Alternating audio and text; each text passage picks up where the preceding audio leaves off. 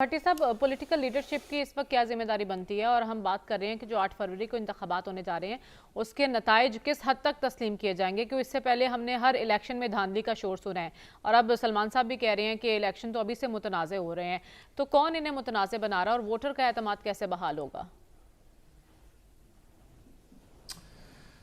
जी शुक्रिया। मुझे ये बताइए, इलेक्शन करवाता कौन है? मेरा जहाँ तक ख्याल है, इलेक्शन कमीशन ऑफ पाकिस्तान करवाता है।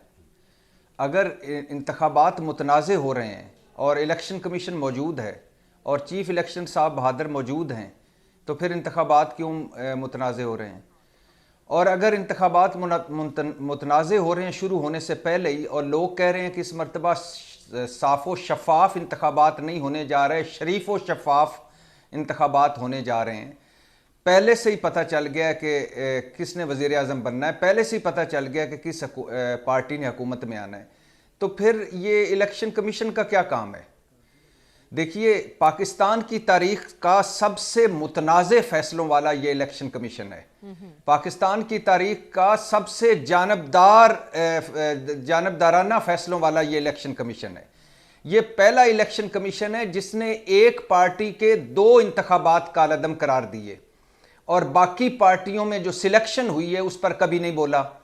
और बल्कि मुस्लिम लीग नून को तो इस चीफ इलेक्शन कमिश्नर साहब बहादुर ने कहा कि मजाक मजाक में इंतखाबात करवा लें, कोई बात नहीं, और उन्होंने करवा लिए मजाक मजाक में और इन्होंने कबूल कर लिए।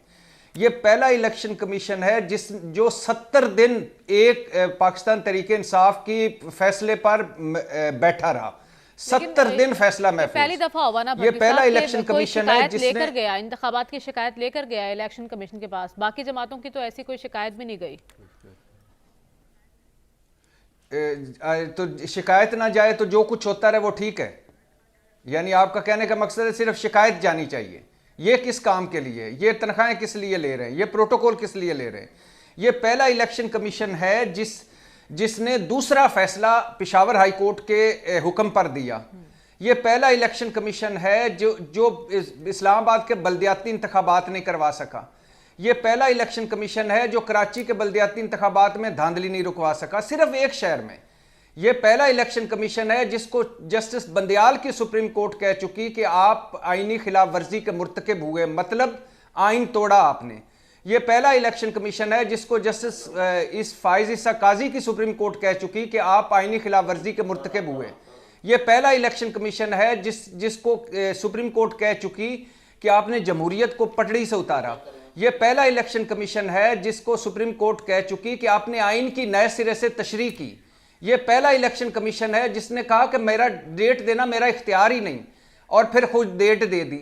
ये पहला इलेक्शन कमीशन है जिसने कहा कि डेट देकर लेना मेरा इख्तियार ही नहीं, और फिर डेट देकर ले ली। ये पहला इलेक्शन कमीशन है जिसने इस मुल्क को आइनी, अदालती और सियासी बुरानों में धकेला। ये पहला इलेक्शन कमीशन है जिसके बारे में सुप्रीम कोर्ट ने कहा कि आप सब कुछ कर रहे हैं अपने काम के अलावा।